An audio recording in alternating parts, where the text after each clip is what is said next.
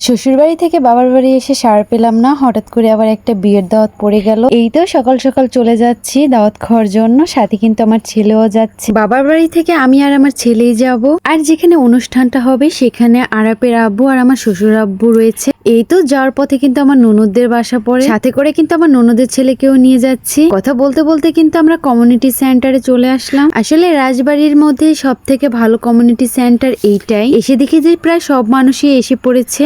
এবার শুধু বিয়েটা শুধু পড়িয়ে রাখ, এর জন্য কিন্তু অনুষ্ঠানটা বেশি একটা বড় করিনি, মানে ছোটখাটোর মধ্যেই রেখেছে। আমি ঢুকতে না ঢুকতেই দেখি যে সবাই একদম খাওয়া দাওয়া শুরু করে দেয়। বেরোতে বেরোতে আমার অনেক লেট হয়ে যায়, যার কারণে দেখি যে সবারই একদম খাওয়া দাওয়া কমপ্লিট। এর জন্য ভাবলাম যে কিছুক্ষণ তো দেরি হয়েছে, বরযাত্রী আসুক, ওনাদের সাথে না হয় বসবো। ওনাদের সাথে বসলে আপ্যায়নটা আর একটু ভালোই হবে হয়তো। এরপরে দেখি যে এখানে অনেক সুন্দর করে সাজিয়েছে। আমার ননদের ছেলেকে বলি যে আমাকে একটু ভিডিও করে দেওয়ার জন্য আর কিছু ছবি তোলার জন্য। এরপরে তো বরযাত্রীরা সবাই চলে আসে আর আমরা এরপর সকলেই খেতে বসে যাই।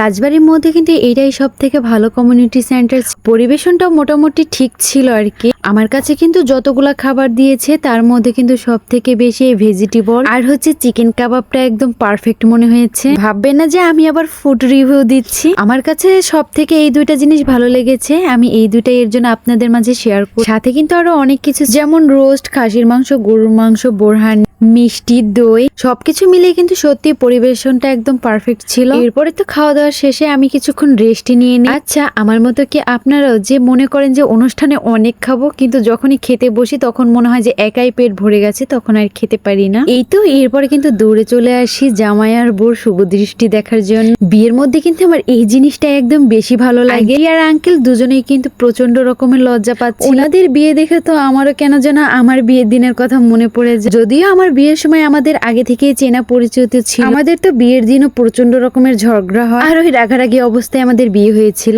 যাই হোক, ওনাদের বিয়ে দেখে কিন্তু আমার নতুন করে আবার বিয়ে করতে ইচ্ছা করছে। আজকে কিন্তু আঙ্কেল আর আন্টিকে সত্যি অনেক সুন্দর লাগছে। যদিও আঙ্কেল আর আন্টি দুজনেই অনেক সুন্দর, তারপরও আজকে কেন জানি আজকে অনেক সুন্দর লাগছে। মাশাআল্লাহ বলতে কেউ ভুলবেন না। কিন্তু আঙ্কেল তো পুরাই ঘেমে যাচ্ছিল। এরপরে ভাবলাম যে আঙ্কেল আর আন্টির সাথে কিছু ছবি আর ভিডিও করা যায়। আমি তো মনে মনে ভাবছিলাম যে আমার ননদের ছেলেটা এসে ভালোই হয়েছে, আমাকে কিছু ভিডিও বানিয়ে দিতে পারছে। যদিও ক্যামেরাটা ভালো ধরতে পারিনি, তারপর যেমনটা ধরেছে আলহামদুলিল্লাহ। এই তো এরপরে কিন্তু আমি আন্টির পাশে বসে যাই কিছু ছবি তোলার জন্য। ছবিগুলো যদিও আমি এখন হাতে পাইনি, কিন্তু যখন আমি হাতে পাবো অবশ্যই আমি আপনাদের মাঝে শেয়ার করব।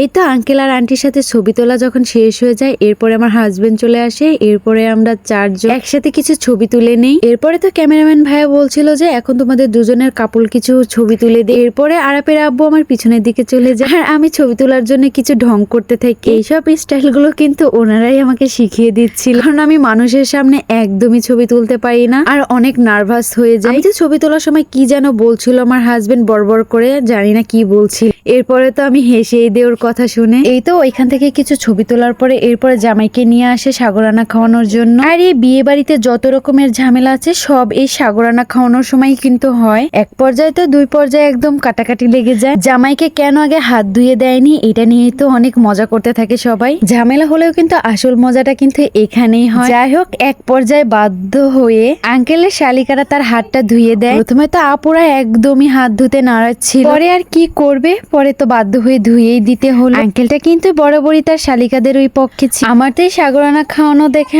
আমার বিয়ের কথা মনে পড়ে। আমার বিয়ের হওয়ার আগে বরাবরই দেখে এসেছি যে সাগরানা ছেলের পক্ষকে খাইয়ে যে অর্ধেক বেঁচে থাকে সেটা নাকি বউদের খেতে দেয়। কিন্তু আমার কপালটা এতটাই খারাপ ছিল, আমি তো ভাগেই পেয়েছিলাম। আমার অনেক ইচ্ছা ছিল যে সাগরানার টেস্টটা কেমন সেটা জানা, কিন্তু যে সেটা তো আমার ভাগ্যে হয়। যাই হোক, ওখানে তো অনেক ধরনের আনন্দ হচ্ছিল, তো আমার জন্য আর ওখানে থাকাটা সম্ভব ছিল না, কারণ আমার ছেলেটা প্রচন্ড রকম কান্না করছিল। এর জন্য আমি আমার ছেলেকে নিয়ে আবার বাসায় চলে আসি। তো আজকের ভিডিওটা এই পর্যন্তই। সবাই ভালো থাকবেন। আল্লাহ হাফেজ।